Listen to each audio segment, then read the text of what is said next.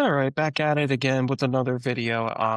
Wanted to chat about more about the UFL stuff. That seems to be something you guys have been more interested in than anything. So first of all, I want to appreciate. I think I've gotten like 10 subscribers over the last day or so from the UFL news. So appreciate you guys, watching the videos and hearing the news on the UFL. So I thought I might do a kind of a follow up. I may do a few follow ups here in the next few days to kind of break down everything that's been going on with the UFL and, with the three new markets coming in and the new stadiums, the rebranding, all that. So there's so much to break down with it. But the one specific area I wanted to focus on that I'm actually a little bit surprised there's been a lot of commentary on is the stadiums. So as you all know, part of Mike Rapoli's new way of going about with the UFL is making sure most of the teams are playing in soccer stadiums. One of the big comments that he has made over the last month or two is that he was just tired of seeing these, I guess he would call them like COVID fan bases. So stadiums that didn't have a lot of fans in it. It was almost like, the day of the COVID where there was only, 25, 50% capacity. He didn't want to see those type of crowds. So he wanted to make sure that their teams were moving into soccer stadiums. So, one, it looks better on TV, and then also the fans can be more engaged with the game, with the players and the coaches, and that, and be closer to the action, which totally makes sense. So, there has been a lot of conversation, especially like I've seen a lot of talk from like Louisville about their soccer teams playing in what's the stadium called? Lynn Family Stadium, and worried about the grass and worried about the kind of damage that could be done to the field. And I think that was the same kind of concern with Orlando as well, with Inter and Co Stadium. So there's been a lot of discussion about is this the best approach for those local soccer teams to, share the same venue as the UFL? And then another concern also besides the field is availability. Who's going to get the stadium first? So it seems like it's been very clear for pretty much most of the teams, if not all of them, is that the fact is the UFL is always going to come second.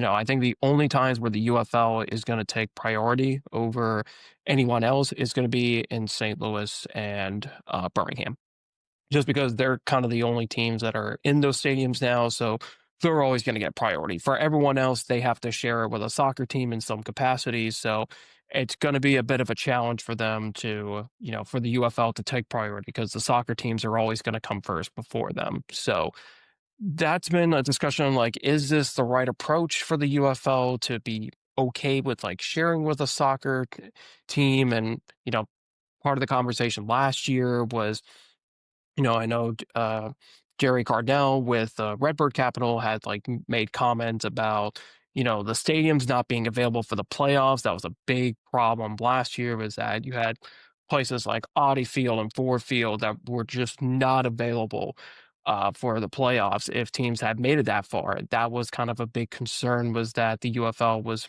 playing second fiddle and they didn't want to be like that. The UFL feels like they're on a pedestal of its own and is, should be considered one of the premier leagues of the United States. But the reality is this league's only been around for 2 years. We've seen multiple spring leagues fail. We saw the XFL and the USFL fail in their own capacities to the point where they had to merge together. So you can call it however you want to, but they didn't succeed. So otherwise they wouldn't have gone together with the merger. But now this is bringing up you know conversation about like the UFL's mindset is ultimately at the end of the day, I think they have to understand they're not going to take priority over these soccer teams that, are a part of these stadiums, that may own these stadiums, that may be, the main attraction in their cities. That's just something the UFL is going to have to understand. And I think the fan base is going to have to understand as well. So I don't, for me personally, I've been pushing for a while that the UFL should be playing in soccer stadiums. I think it's a better look on television. I know there's a lot of people out there that are like, well, I don't care, if there are fans in the stadium or not. That doesn't matter to me. To me, I think it does matter. I mean, it's all about how it looks. If you're, for viewers for the last year or two, if they go and watch, the Memphis Showboats or the Houston Roughnecks, and they saw the type of crowds that are there, they're gonna be like, "Well, why the hell should I care about the UFL? I mean, clearly nobody cares in their own cities about the team. Why should I care?" So they're gonna turn it off and go watch the next thing. They'd rather go watch like NASCAR or IndyCar or anything like that because they're going to have more fans in their arenas and their stadiums. So, yeah, I do think that image of very few fans being there makes a lot of it makes a difference. You need to have people in the stadium. So I think the soccer stadiums is always going to work better. I mean, I'm looking at the number of seats that are in each of those stadiums.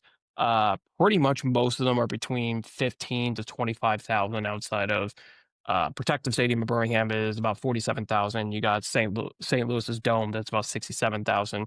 But the smallest stadium is the Lynn Family Stadium in Louisville. That's only 15,000, which you know, I think is good for now because I think the main goal of the league is to try to get to about 10,000 a game for each of those stadiums, markets and stadiums. So I think that's at least a good launching point for now, just to have that. But there may be a point where Louisville gets so big that maybe the Kings do so well that they may have to, think about moving into where the Louisville Cardinals play, their football stadium. So that could be kind of an interesting part that they're going to have to maybe think about in the future for moving locations, which would be obviously a great problem to have. But I think for now, the league just wants to make sure they're getting at least 10,000 into each of their stadiums. So I personally have always supported the fact that they should be in soccer stadiums. I think it looks better on TV. I think it makes more sense. And there is I think it does make the experience more intimate for fans that they can be right in the action, be able to hear everything because that's kind of the selling point of the UFL when it's on television is that you can, hear what's going on in the field. You can hear the calls being made, through the coaches booth to the headsets of the head coaches to the mics on the quarterbacks. So you're able to kind of hear everything. You can see everything. You can see those cameras, on the referee cam. You can watch the cameras on the football players. So you don't really get to have that kind of experience if you're in a stadium, especially if you're in a big stadium like Ford Field. Like you're not going to be able to hear any of that, even if there's not enough fans that are in the stadium and it's maybe a little quiet. You're still not going to be able to hear it regardless. So I have always liked the idea of the soccer stadiums. I think it's going to look better for the league. And then in terms of like the field, like I can understand that these soccer teams are probably worried about is this going to rough up the grass? Are they going to,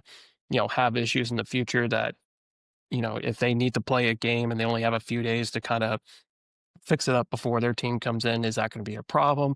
My hope is these soccer teams have good enough, grounds crew and managers and stuff like that of the field that they'll be able to kind of handle that. So I wouldn't anticipate it being a problem for now, but it could be a problem next year that the league might need to think about. And maybe the league needs to invest in, grounds crew people that can handle taking care of the field and putting it, basically clean it up and making it look, just as good as they were when they were there before. So there could be some money that might be put into that. So that would be interesting to kind of look at. But I mean, overall, I think all the stadiums that they picked were good choices. I like the soccer stadiums. I think it's a more interesting conversation than I thought it was going to be. I didn't think moving into these stadiums would be a big deal, but for these local markets that really love their soccer teams and may not know as well about the UFL, there's some legitimate concerns about it, but there's also the aspect of understanding that, you know, the UFL is not going to take priority over these soccer teams. So as long as the UFL is okay with that, then I think this should end up working out really well for the league, at least for the next year or two, see how it goes and see if they can grow upon it. So that's all I got. Like, subscribe, comment. Let me know what you guys think. Do you like the idea of these soccer stadiums being used for you local fans of like Louisville and Orlando? Hey, Columbus, are you concerned about any field issues from there? Are you concerned? Do you like the fact that you're going to be more intimate with the players and coaches on the field? Love to hear your guys' thoughts. That will do it for me. I will have more on the UFL news with more breakdowns of what to think about for the future. and I will talk to you guys soon. Thanks. Thanks for watching. Don't forget to like, subscribe, and share.